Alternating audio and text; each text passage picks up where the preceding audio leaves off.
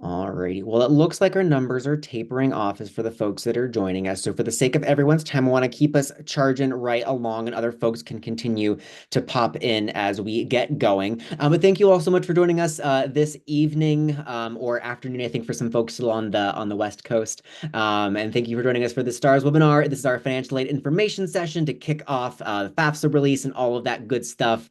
And tonight we're going to go over kind of what is financial aid, how do you get it, how are colleges awarding financial aid, and we have some really incredible folks here tonight from five very different colleges from the STARS College Network to talk a little bit about this. So we're going to start things off by introducing ourselves before we go ahead and charge right on in. I'll start myself. My name is Drew Goodwin. I'm a Senior Assistant Director of Admissions at Colby College up in Waterville, Maine. I come complete with the beard and the wool sweater and the snow on the ground, all the way from Maine. So I'm just going to go right down the line and ask Ian to then introduce himself.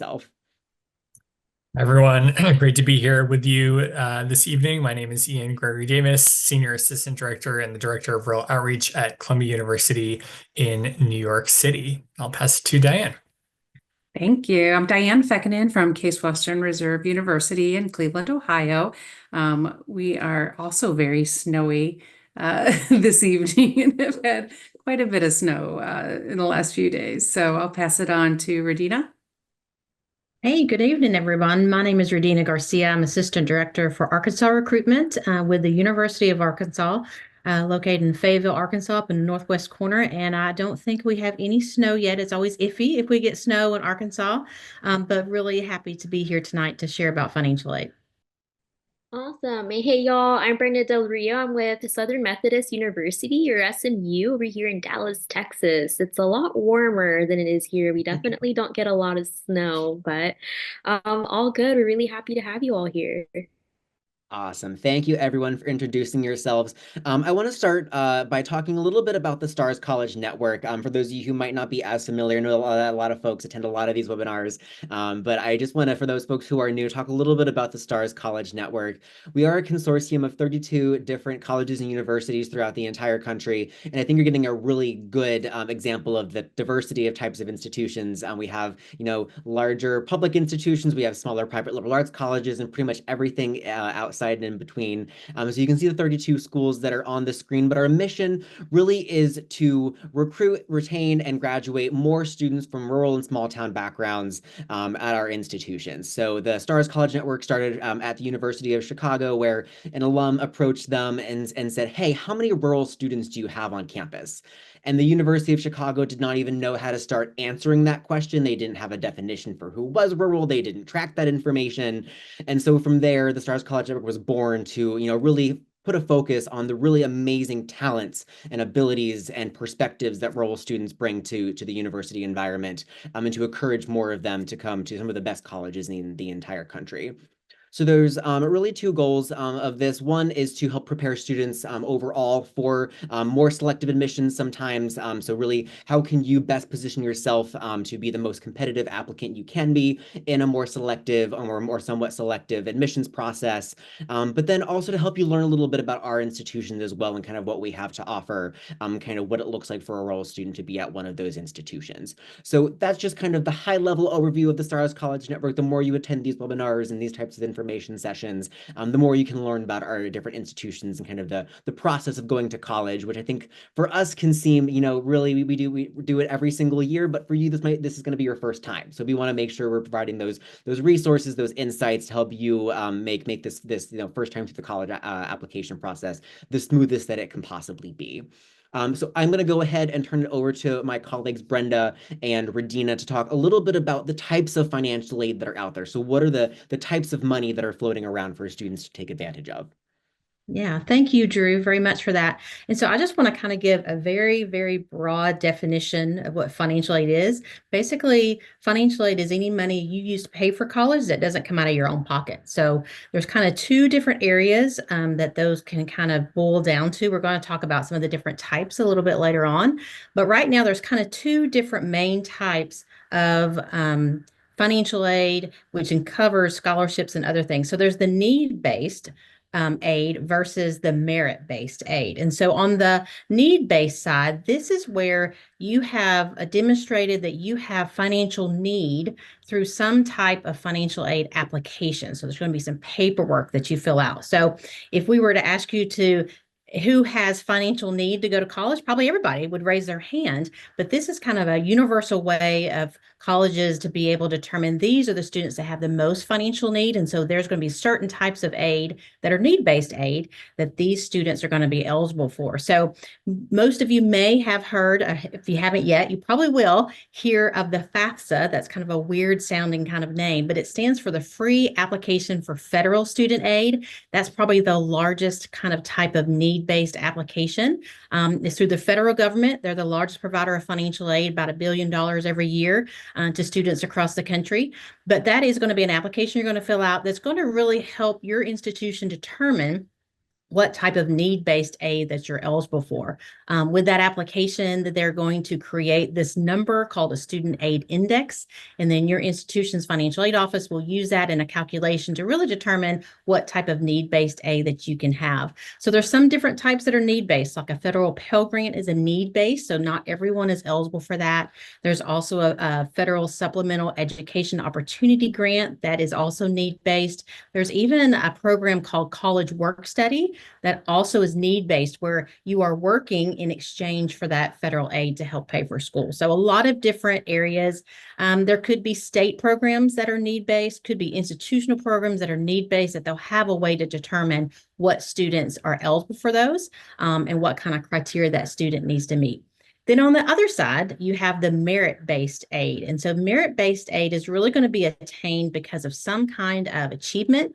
It could be academic, it could be athletic, it could be some kind of performance. We have this example here of a scholarship earned for music achievements. So obviously you're going to have to audition for those or demonstrate that merit-based ability. A lot of times you have maybe a separate scholarship application at a university where they're going to be looking for activities that you're involved in, kind of courses that you took.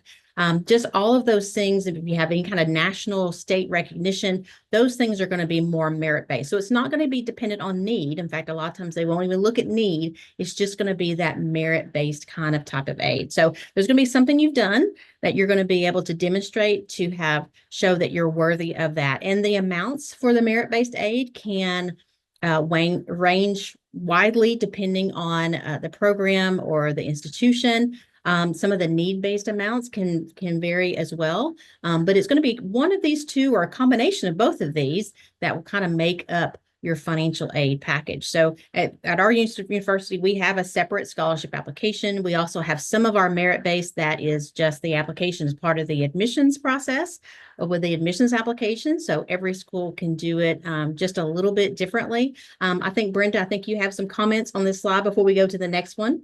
Yeah, absolutely. Yeah, so I echo your last point about how it's going to be different for everyone. So definitely make sure you do your research or reach out to the team. But yeah, merit consideration can look a little bit different between schools. Like you mentioned, sometimes you just have to apply, but in other cases, sometimes you do have to submit some additional information. So just keep an eye out for that. And I will go into the specific kinds of financial aid that you might be looking at. So typically after you're admitted into an institution, within a few weeks, you'll have something called a financial aid package in hand. And this package will likely detail a lot of different terms, likely definitely the ones that you'll see here on the screen. And each one does operate a little bit differently. So I'm just going to take a few minutes to briefly explain what each one means and how that might function into your student accounts, for example. So a grant, very much to what Radina just mentioned, that's going to include that need-based aid. And while we do have the FAFSA and everyone is familiar with that one for the most part, there's also a separate application that you might have to keep an eye out for called the CSS profile. Now, again, each school is completely different with how they consider students for need-based aid as well. So making sure that you do that research will be important. Some schools will only require the FAFSA, and some schools like SMU, for example, will require both the FAFSA and the CSS profile. if you want to be reviewed for a full need-based package. Grants, again, that's free money, and that can look like anything from like the federal Pell Grant or even a grant that's given at the institutional level too, because a lot of these schools have their own free money outside of scholarships, but we're not sure if you're eligible for that free money unless you submit those applications appropriately to us. And then loans, that one's pretty self-explanatory. That one you do have to pay back, and you can be eligible for different types of loans through FAFSA. And there's also private loan options that you might want to explore as well. But just keep in mind that everyone fluctuates differently when it comes to those kinds of loan options that you have available. So doing your research in those areas will also be really helpful. And then again, scholarships, very self-explanatory. I really want to highlight Redina's points about how scholarships are merit-based strictly, and they don't really tie into need. So I don't want you all to have to feel like you must apply for the FAFSA or the CSS profile in order to be considered for need-based, for scholarships, sorry. So just making sure that you understand that will be really helpful for you in this process. And last but not least, work study. Usually there's typically a little bit more confusion about how that operates with the students and the tuition and fees.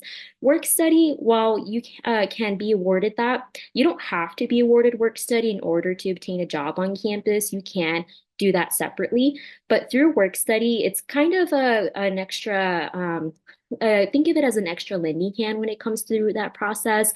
There are different jobs that can be available at most institutions that are exclusive just to work study, but keep in mind that you do have to still apply to these jobs, so it's not guaranteed for you either, but it's really easy to get a work study job across institutions as a student as well. Keep in mind that for work study though, that doesn't disperse into the student account automatically, like say a grant or a scholarship would. It is earned money, and usually that means a student has to enroll in the payroll system. And I really recommend to use those kinds of funds for other miscellaneous fees like books and maybe fund money or food, for example. Great. And so now we're going to talk a little bit about, now that we know a little bit about what types of financial aid are out there, how do you actually get some of that financial aid from each of the institutions that you're applying to? So there's several different forms. The first one will start in the middle. As we mentioned earlier, the FAFSA, the free application for federal student aid. As we mentioned, it is a free form. It is one universal form that all colleges and universities across the country accept. So it is, in a sense, usually the first financial aid form that most families fill out. When you're getting ready to do this, you'll go to FAFSA.gov and you will create a login. And so you'll just give some general information. They'll sort of verify your phone number, your email, and then within a few days, you'll be able to log into the system. And the FAFSA is now available for students to go ahead and start completing. So you can go ahead and you'll select a button that says, I want to apply for the 25-26. If you're a rising senior now, or if you are a current senior now, going to be a first year student next year, and you can go ahead and get started on the process. The FAFSA went under an overhaul sort of about a year and a half ago. And so you have probably heard both good and bad things about that. And so one of the good things I think that came out of that is that they are importing your tax information into the form. So it is less information that you have to provide than what other families have had to provide for in the past. You still want to have your tax forms and things like that available when you're starting to complete those forms. You also want things like access to your bank accounts, retirement accounts, all those kinds of things, just so you have those numbers in front of you. But anytime along the way as you're filling out that form, you can save it, come back later, fill in a little bit more. You might have a question, so you need to step out and do a little Googling, maybe call a financial aid office to get some help. But you can go through and go ahead and submit the form. You'll list all the institutions that you are applying to, and then they will automatically send your FAFSA information to the schools that you've listed. Usually about a week later, about 5 to 7 days after you submit the form, you'll receive that student aid index that we talked about, and you'll receive a full report letting you know what the federal methodology has come up with in terms of what you and your family can afford to pay per college per year. So they'll take all kinds of things into consideration, certainly the family's income. They'll take into consideration assets in terms of money that's in bank accounts. They'll take any, business ownership, farm ownership, those kinds of things, those kinds of income will all be taken into consideration on that particular form. And you'll have that information, but it's going to use that federal methodology. That's the federal government that will determine that money. And so that's also where those Pell grants that we mentioned earlier and other federal grants, work study loans, that's where all of those kinds of things are going to be determined by filling out that FAFSA form. Some schools, as we mentioned, will require the CSS profile. That form is about $25 to fill out and then $16 for each additional school after the first school that you want to send those to. So you just want to look on each school's website, see which schools require it that you've applied to, and submit it to just those schools. You don't have to submit it to every school, just those that are requiring that. And then this form asks a little bit different information. It does not have the ability, unfortunately, to import everything as the FAFSA does. So you will need to enter each one of those. So it will take a little bit longer than the FAFSA form. It will also ask some other questions that will include retirement income and some other things that the FAFSA does not consider. Also those state-specific applications. So if you're applying to a large state institution, a lot of times they will have their own financial aid application that you will fill out. All of these forms are going to really, though, use the same type of information to determine. But the CSS profile and the state-specific, they're going to use the institutional methodology. So each school will have their own methodology to determine your eligibility for financial aid.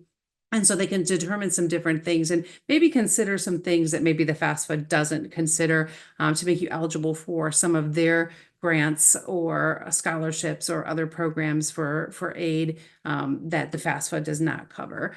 So in addition to this, so when you're actually going through and the types of aid, though, that you could receive, we can go on to the next one. Hopefully everybody can hear me. So the types of merit-based scholarships that you could be eligible for at different types of institutions. So certainly, as we mentioned a little bit earlier, the institution-specific merit-based scholarships. So those merit-based scholarships could be based on things like leadership, your academic credentials. They could be focused on extracurricular activities, visual performing arts, athletics, anything like that. And so those are some you'll be automatically considered for in the admission process, and others you will be need to apply for. So you'll want to look at those federal or for the financial aid websites for each of the schools that you're looking at to see and check those emails as you're getting those emails from schools. Just kind of peruse through them and see what it is that they're recommending that you do, and they'll give you those outlines as far as deadlines. Some of them might be earlier, some of them might be a little bit later on this spring. Civic or community organizations. So this is where you could really look into your own community and see kind of what's out there. A lot of organizations like 4-H or the local VFW, things like that, all offer scholarships for students in their community. And so you could really look at those kinds of organizations and see what's out there and available.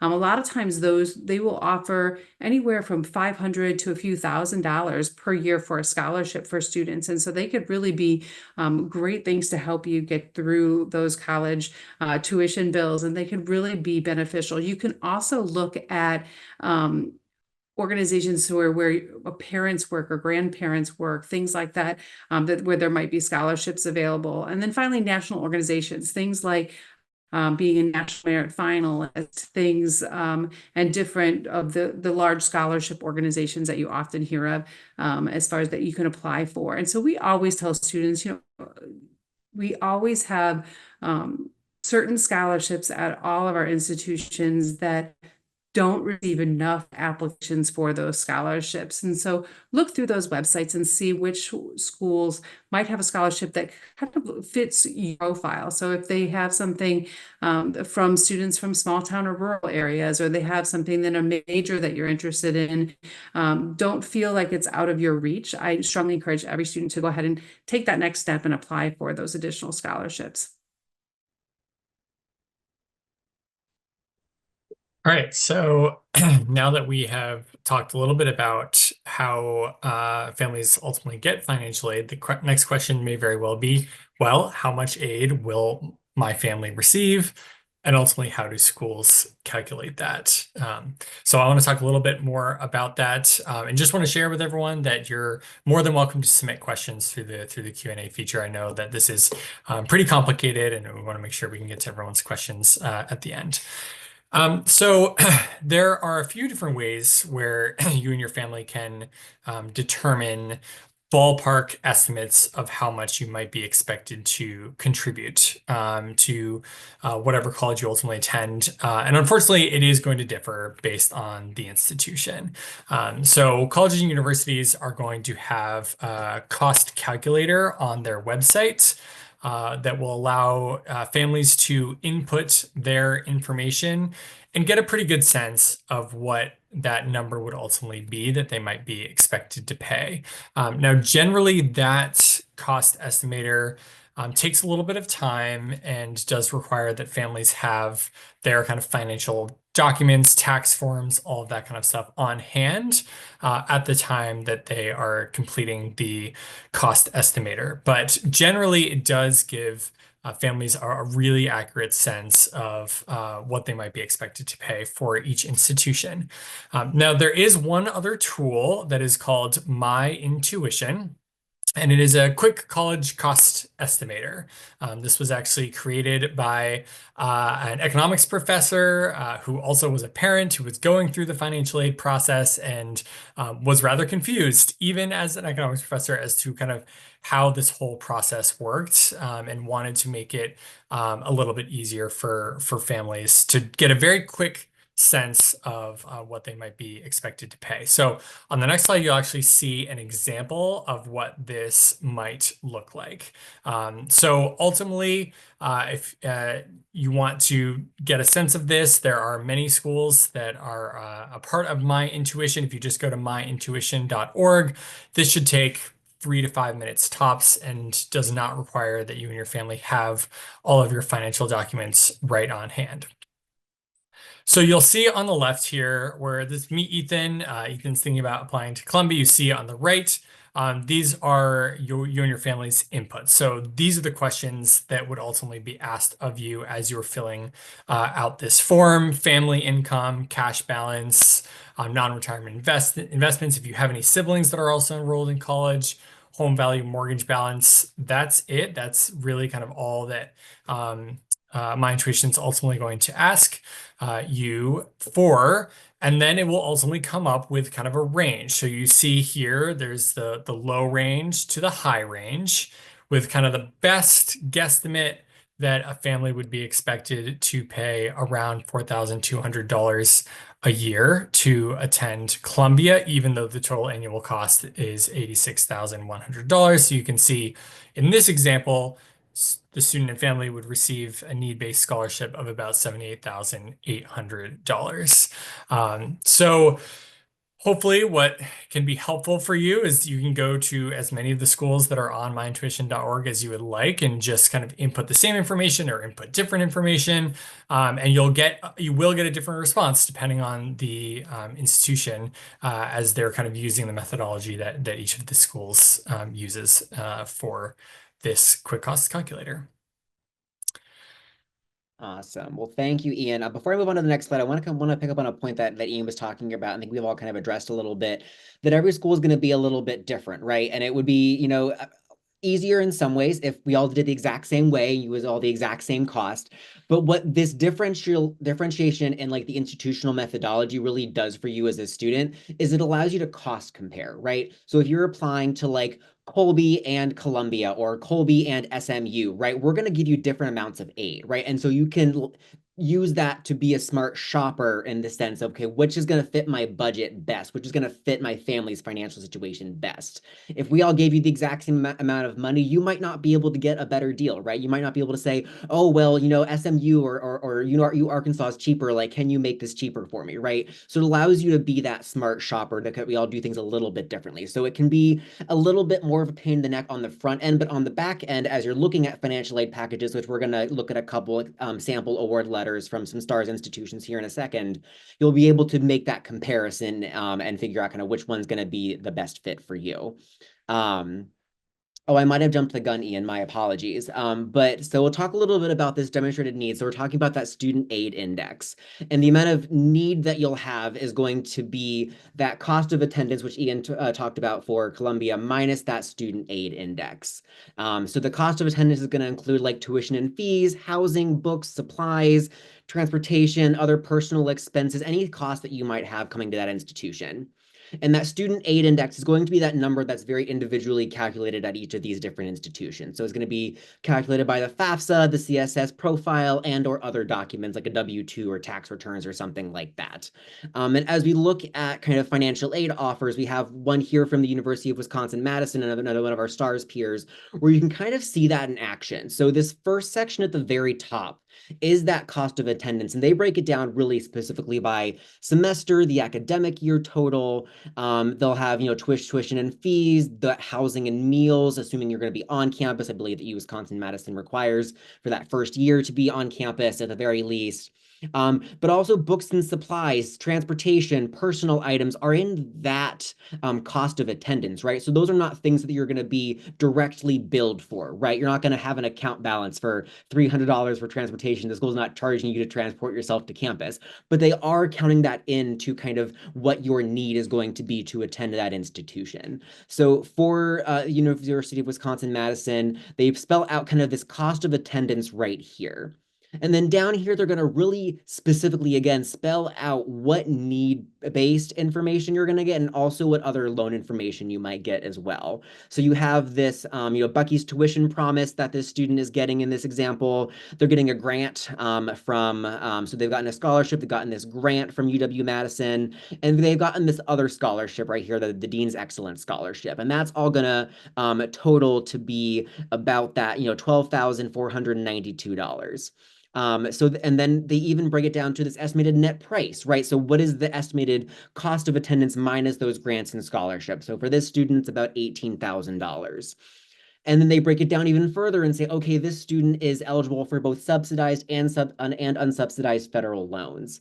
The big difference between subsidized and unsubsidized is that the subsidized loans do not accrue interest while you are still attending school. So that's a big advantage, that the clock does not really start on those until after you graduate. It's like 6 months after you graduate. The unsubsidized loans, though, will accrue that interest while you're in school. So we like the subsidized loans. So I'll often work with families that, I've worked with families at other institutions who, maybe they wanted the subsidized loans because it's basically 0% interest for 4 years, which is a really great deal. But they'll do something else for the unsubsidized loans. They won't take the unsubsidized, but they'll take the subsidized. So again, you can be that smart shopper and figure out what makes the most sense for your family. If your family can cover the cost of those unsubsidized loans with like savings or something like that, and you don't want those, but you want the subsidized loans, that's an option there. And so they, again, have spelled out exactly what that would cost minus grant scholarships and loans. Differently, though, we also have one from Yale, one of our other STARS partners here, but they do something very similar, right? So you're going to notice immediately looks very different. The branding is different, the colors are different, but also some of the aid's going to be, and the information is going to be a little bit different too. But that common theme is that we're starting with this cost of attendance, which again includes books and personal expenses and travel expenses and things like that that you won't be directly billed for, but that's being factored into that need and how much aid you're being provided.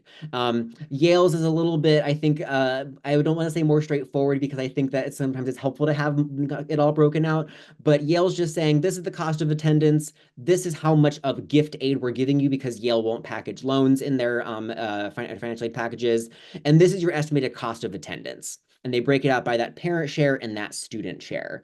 And I often hear the question, well, why is there a student share? Like, what is that all about? Because at Colby, we have a lot of information about that, and we have a small student contribution. And the idea behind that is no matter what level of financial aid you're on, we want you to have some skin in the game. We want you to be financially invested in your own future and not just kind of riding off into the sunset doing whatever you want and, everyone else be darned. So we want you to have some skin in the game. And that student share is typically going to be smaller than the family share. I've had some students that have very successful like TikTok accounts where they're getting like $70,000 in ad revenue and things like that, and their student share might be a little bit bigger than some students who just have a part-time job at the Walmart or the grocery store. But again, the overall theme of looking at these worksheets though is that they are trying to be as transparent as possible about that cost is going to be. There should be no question about, when you go to look at that financial aid award, like what that cost is going to be. No one should be burying the lead. And I think it's usually a red flag for me if an institution tries to bury the lead on the cost. I once saw one from an institution that will go nameless, who made you do the math yourself. And it was really hard to figure out what pieces of the math went where and where went a plus sign and where went a minus sign. And so when we're looking at institutions and we get back these financial aid awards, you've done a lot of effort, right, to apply for the aid, to go through that process, make sure that is being respected and that they're kind of spelling it out pretty clearly for you what that cost to attend is going to be. With all of this, though, please ask questions, especially once you've gotten the award letter. Like, that school wants you to come, right? They really want you to come to their institution, but regardless of when you applied or what round you applied, and they want you to come there because they admitted you. And so ask those questions because they're going to bend over backwards to answer your questions, right? Even if it seems silly or basic or whatever, ask that question because you never know if, something went wrong or if something means something different than what you think it does. So always ask those questions at the end of the day because we're not here to make you feel bad for not knowing. Again, this is going to be your first time going through this process. Maybe for some of the parents on the call, maybe this is only your second time if you have an older sibling. But there's going to be questions, and especially once you have these award letters, we're here to answer them. But also right now, we're here to answer them. So I am going to transition us a little bit into our Q&A section. I think it's a really good transition for that. So as Ian mentioned, please put your questions in the chat. We are here at your disposal. We have a good amount of time, actually. We have about 25 minutes for some great Q&A, and we'd love kind of your specific questions about some of the things that you are wanting to know more about in terms of financial aid. Now, I am going to stop sharing, and I think I figured out the sharing. I'm usually pretty good at sharing, but I had some chaos earlier in the call, so my apologies for that. Our first question in the chat is going to be, can students share the financial aid offer they received with different schools? So I think when we talk about being a smart shopper, sometimes students send those around. Would someone love to speak to a little bit more of what that might look like and if they can do that? Yeah, I can go ahead and take that one. You certainly can ask. I think that's a great question to ask. As with everything that we're seeing in this presentation, is each school is going to be a little bit different. So some schools will take a look at other financial aid awards from other institutions and see if they can price match or do any better for students. Other schools will not. So it really will depend on the institution, but it's something that you could quickly email, an admission officer or a financial aid office and ask them that question as you're going through your awards. I would, in that same vein, as you are looking at your awards, as we saw that sort of net price, that net cost, it's really important to sort of know what that number is, because as you can see, just in 2 awards, they can look very different. So you really want to sort of pull out, okay, what are the billable costs and what are, the scholarships, financial aid, excluding loans initially, and then including loans. So exactly kind of you're comparing apples to apples for the schools, and that it can be a little trickier than it needs to be. Great. Thank you, Diane. Our next question is thinking about kind of loans. So I know I mentioned that, Yale doesn't package loans in their financial aid awards. I know that maybe a couple of us on the call are similar in that. So would someone love to speak to like a no loan policy? And maybe Ian, I know that you all at Columbia have a no loan policy, if I'm not mistaken. Sure. Yeah, I'm happy to take that, Drew. Would you actually be able to put Yale's example back up for a second so we Sure. can share? Absolutely. Okay, so this is a great question, and the answer to the question is ultimately yes. That an institution like Yale does not put loans in their financial aid package. So what you see here in terms of the total gift aid, the $67,000, that is grant-based, need-based aid, right, that is provided to the family. And so based off of the financial aid forms that Yale requires, the financial aid office would have deemed that this family in particular would be able to contribute around $25,000 a year to their education. And so they were ultimately, in providing around this $6,000, $7,000, are meeting the full financial need without loans of the family. However, let's say that the family received this financial aid package and ultimately deemed that they could not afford to pay around $25,000 a year, then the family could take out loans to offset this cost. So yes, there are some schools around the country that will provide a financial aid package that does not include loans.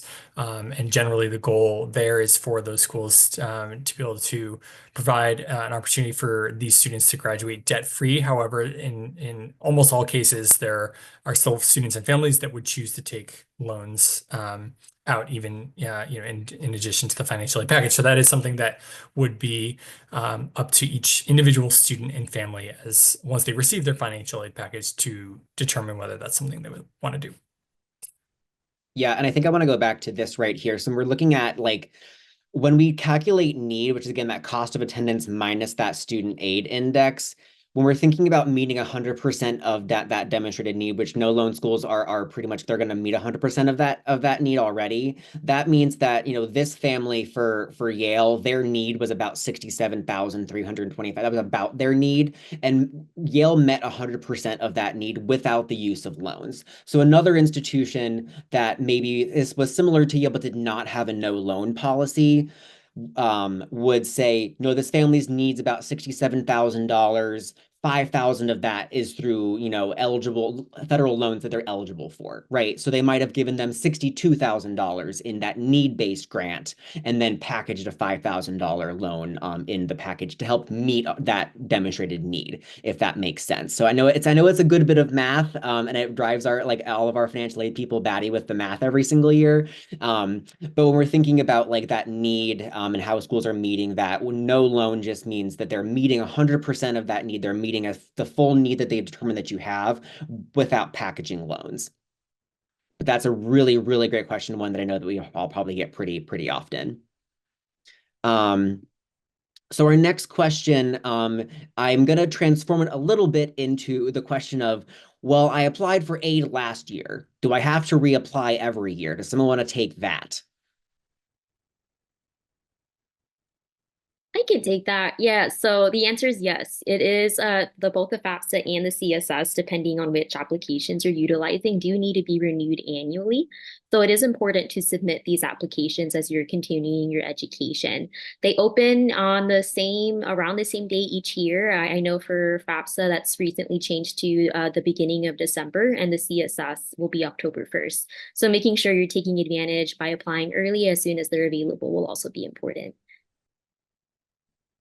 Awesome, thank you. And then Brenda, while you're already have the horn, I know that you wanted to answer a question about visiting a school that a student is applying. Like, is there a financial advantage to visiting the college or anything like that? Yeah, absolutely. So honestly, I haven't heard of any school that'll just give out more money just because you were able to visit. But I do believe that there is an advantage in the sense that visiting not only helps you determine how badly you might want to go to that institution, which can play a really pivotal factor in that decision-making process as well, but you are also able to connect with the admissions staff members in person, which can be really helpful if you're looking to get some one-on-one time, which could also lead to some additional tips, tricks, and advice that you might not have gained in a regular workshop or say like just, doing your own research in that sense. Awesome. And I think this lays into an interesting conversation about cost versus value. So when you visit an institution, it helps you to kick the tires a little bit more, right? So like if you're gonna, buy a car sight unseen and you pay, $20,000 for it and you get it and the wheels fall off immediately, that's not great, right? But if you've done the homework and gone and you've kicked the tires and someone says, well, it's $20,000, you're like, I'm getting a good deal. Like this is the value of what this is in my mind for me matches that cost. And so that's also the benefit of visiting, is you can tell whether or not that's going to make sense for you and whether or not you see that value, I think is a big point of that. So our next question is about kind of outside scholarships. So if you applied to a scholarship from like an outside organization, how is that included, and how does that work? And I know that Regina, you indicated that you wanted to answer that one, so I'll pass it over to you. Yeah, thanks, Drew. That is a very, very good question. I'm glad that Vivian asked that question. So basically, this is going to be, we call these kind of like outside source scholarships. So they're somewhere outside of the university, they're outside of the federal aid, outside of state programs. They're usually from a private organization, community organization, some of those ones that Diane mentioned earlier.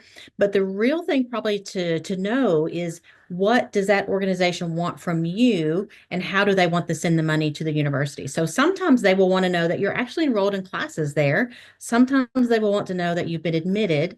And so there usually is a lot of times something that they want from you before they send the money either directly to the institution, or sometimes they will send it directly to you. But there is a way that you're going to have to then submit that information, submit that money to either your bursar's office, treasurer's office, and that usually does get funneled into the financial aid office, because that is a type of financial aid. It's a type of help. And then that is going to be included eventually kind of in your financial aid package. And it can affect, say, the amount of, say, like student loans or other kind of need-based aid eligible, because that's going to reduce that need, because that's some financial aid and scholarships that you have. And so usually a lot of financial aid offices will start reducing any kind of loans, because that's money you have to pay back. So I love to hear students that have outside multiple mini scholarships. In fact, I really encourage students that I work with that applying for scholarships doesn't stop when you start school, but you should keep on doing that every year, because your financial aid package that first year might include some loans, but you have the opportunity to replace that in future years. So this was a very good question. I'm glad you asked it, Vivian. Yeah, definitely. And I think that like it's easy to be like, oh, it's just $500. Do you know how much I would love to not have to pay back $500 of my student loans? Like that's still $500. Like there's so much that you can buy with $500. So definitely go for those, keep an eye out for those. So I'm going to jump around a little bit in the Q&A, because I want to kind of get Diane a little bit involved as well. So we had a question in the chat a little bit about kind of, what if you have multiple students in college? What does that look like? So Diane, I'm going to pop that over to you. Definitely, yes. So for each student, you will fill out the FAFSA or any other financial aid applications each year. And so that student aid index is going to be different every single year. And so if you have just one student in college, it will look very different from having two students in college. And so what you'll likely see is a larger student aid index those first 2 years where you just have one single student in college, and then you'll see it reduced while you have the two students in college, and then you'll see it increased again when you have just the one on the tail end as well. It will also fluctuate for other things as well. So if incomes change, if job situations change, those kinds of things, it can change for multiple reasons. And so you do want to fill it out each and every year, because your student aid index will be different. Yeah, I will mention the FAFSA individually no longer considers whether or not you have multiple students in school. So if you're applying to schools that are just using the FAFSA, they might not take that into account. But I know that I think most schools that use both the FAFSA and the CSS profile, because they have their own institutional methodology, most that I've heard of, and I see some nodding heads, are still considering that piece of information as to whether or not there's multiple students in school. So I think that's a good thing to kind of keep in mind. Or is it all FAFSA, or is there CSS profile in there as well? So Brenda, I'm going to pass it down to you for a question, kind of about, for a family who might be in the situation where, they don't think they're going to qualify for need-based aid, and kind of how might you manage going about kind of that process of paying for college? Absolutely. I do want to first start off by echoing the outside scholarships. There's just so many outside scholarship resources that go to waste every year because not a lot of students think they'll qualify for it, or they don't even know that it exists. One of my favorite examples to use is that one of our students who has a strong following in her own faith applied for a scholarship through a Jewish foundation and received the scholarship even though she's not Jewish herself. And it was a very substantial amount of money, and they gave it to her for the last last of her 3 years that she was studying with us. So it's just kind of those things, making sure that you're targeting all of those areas will be really important. And there's also a lot of solutions once you're on campus that could be really helpful. Like, for example, becoming a residential advisor is something that a lot of our students end up doing, because through our institution specifically, we will cover housing and room and board specifically if you are an RA, for example. And it's through a lot of those other creative means that students and families are able to kind of achieve those financial goals if you're in that kind of unique boat where you won't qualify for need-based aid, if any, but you also have to figure out these other modes to kind of pay that without fully paying out of pocket. Because I agree, it's important to try and save as much money as possible when it comes to these endeavors. I'm not sure if there's any other tips and tricks that I might be missing out on, but I always emphasize those two the most. Yeah, I think the thing that I would add is that I think in that situation, I never want to dissuade a student from looking at a particular institution, but I think that if like that cost is the driving factor, if that is like the really the thing that's right in front of your face, there are schools out there that don't offer merit-based scholarships, right? Or merit's just not even on the table. I know that Colby is one of those institutions, and so if you know that you're not that you're or you are you do those financial calculators like my intuition, and it's showing you're probably not gonna qualify for any need-based aid. Maybe looking at institutions, if that is the singular driving factor and that is kind of your most important factor, looking at institutions that might have substantial merit-based scholarship programs that might make things make more sense for you at the end of the day. So there's a question that I know that Regina, you had flagged that you wanted to answer, kind of a question from a college counselor in the chat, that how can students find out about scholarships from a school, because there's so many websites and there's so many different pages in the websites, and sometimes students are like, I didn't even know this scholarship existed. How did I get this scholarship? So how can students kind of go about trying to find some of that, maybe that more merit-based information, or other scholarships that a school might offer students individually?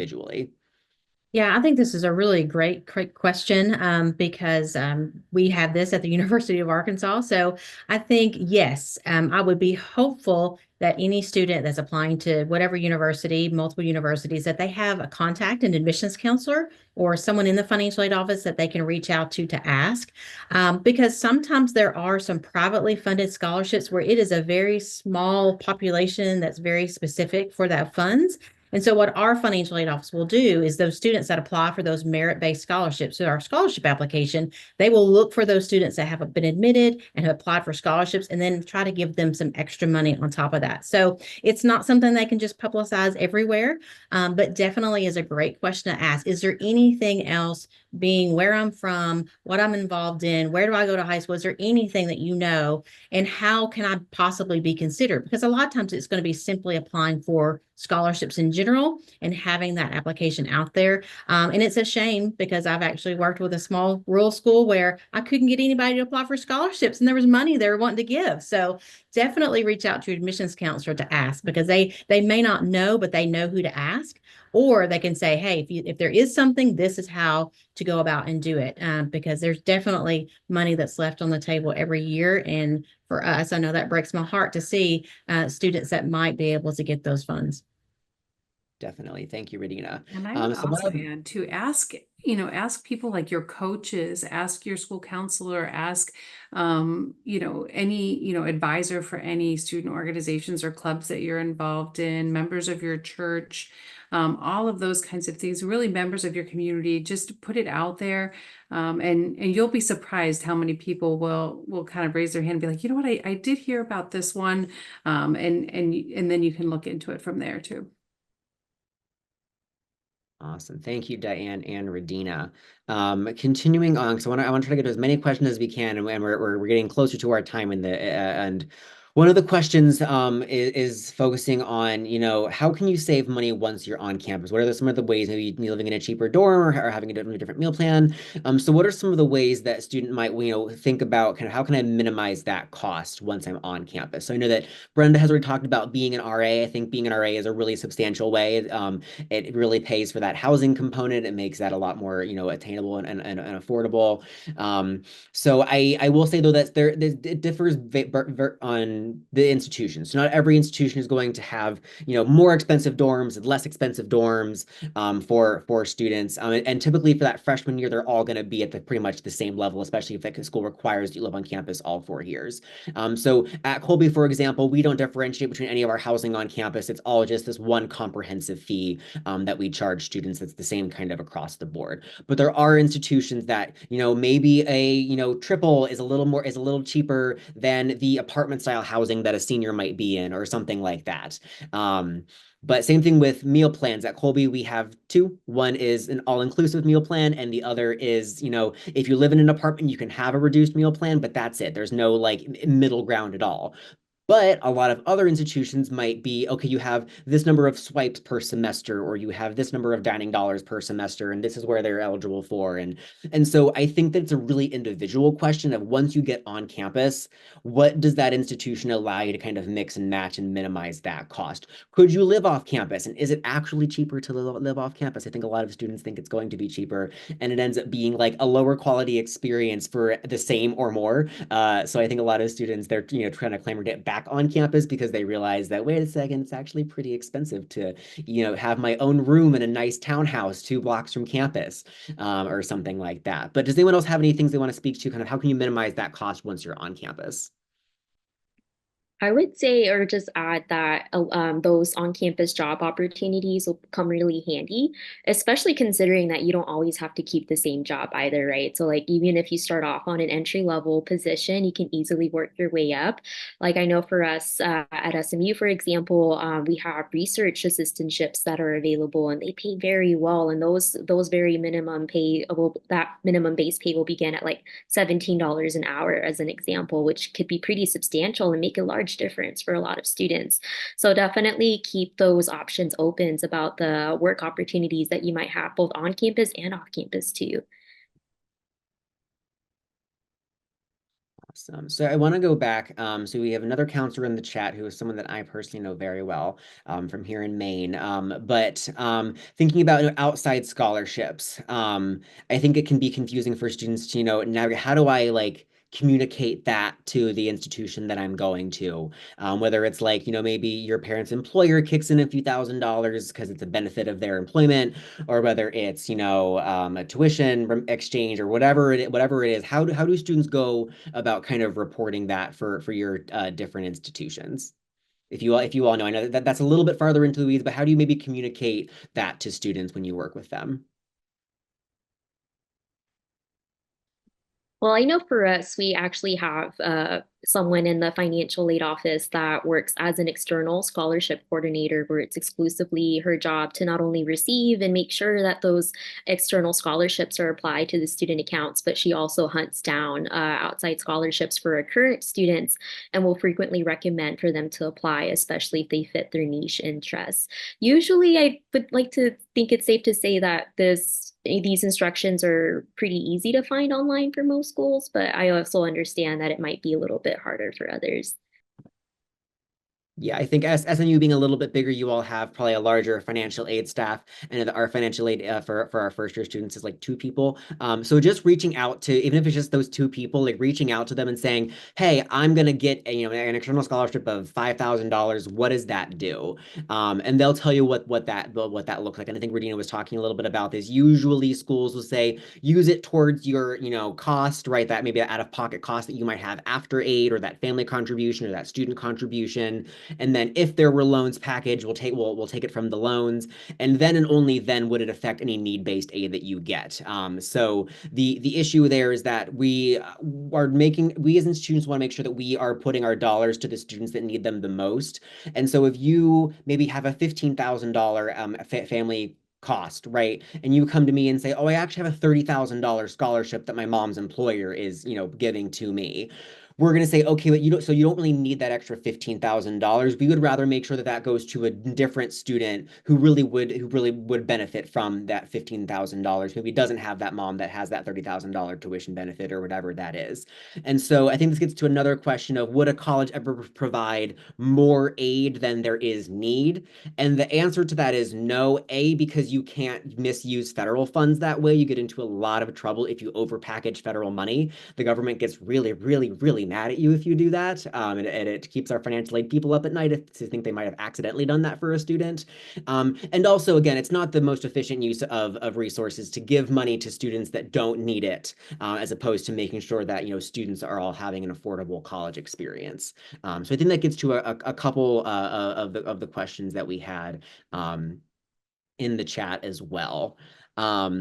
So to we have one maybe left in the chat. Let me see what else we got. Oh, Ian, you had flagged that you wanted to talk a little bit more. So we were talking about no loans. If loans are provided in a financial aid package, what does that mean, and how is that going to look for a student? So Ian, I'll call you into the conversation to talk a little bit about that. Sure. Thanks, Drew. Yeah, again, I know this can be really confusing to really get a sense of kind of what are the different options for students. So again, generally grant-based financial aid, need-based aid, right, is money that the institution is providing that a student would not be expected to pay back at any time.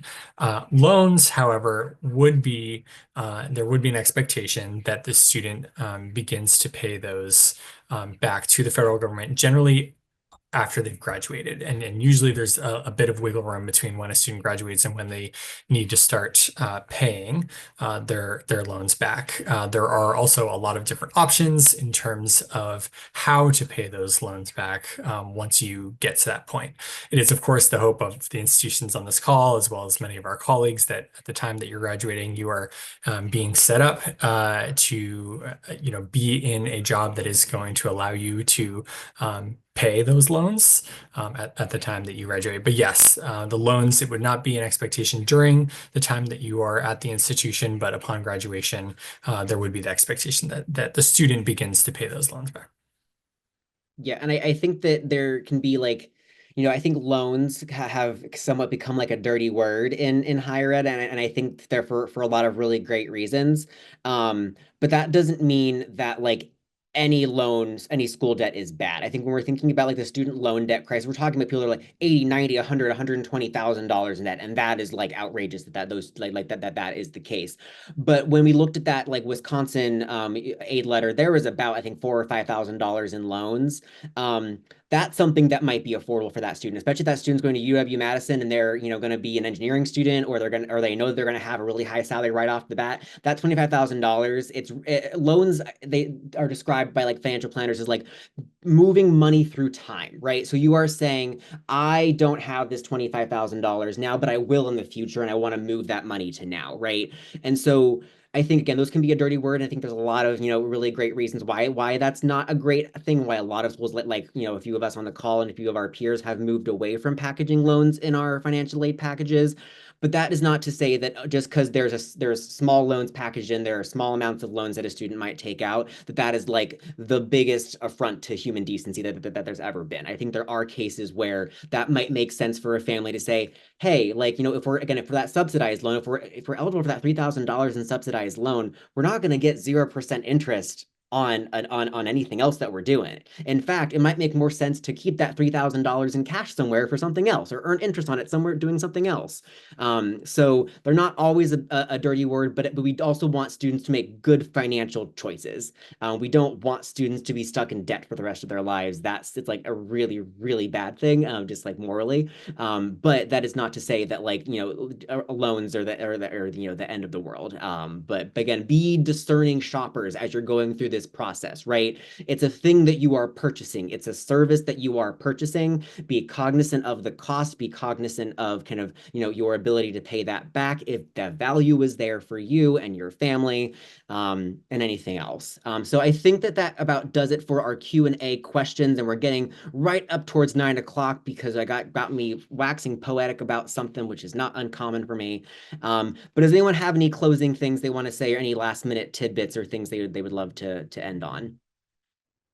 I just want to add that there's no such thing as a stupid question for us. We are used to hearing it all, and we are here to help you as much as we can throughout this process. So even if we're not the right place for specific financial aid questions, we're, again, much to all of our earlier points, we will find the right answer for you. So please use us as resources. Yes, and I'll add to be patient. the financial aid process looks a little different at each institution. So some institution you'll receive your award right away after you receive your decision. Others you have to wait until, even maybe March or April. I always do recommend for students when you just wait until you have all of your financial aid award letters from all the schools that you've applied to, and then make your educated decision based on what you and your family can afford. Awesome. Well, I want to thank all of our panelists this evening. This has been really great. Y'all have had some incredible questions, but again, we are all here as resources. All of our STARS colleagues are here as resources. So if there's any way that we can be helpful as you navigate this process, please, please, please do let us know. We don't bite, I promise. Thank you all so much for joining us this evening. I hope that this was informative and helpful. And again, reach out if there's any other way that we can help. Thanks, folks, and have a great rest of your day, okay? Bye, everyone.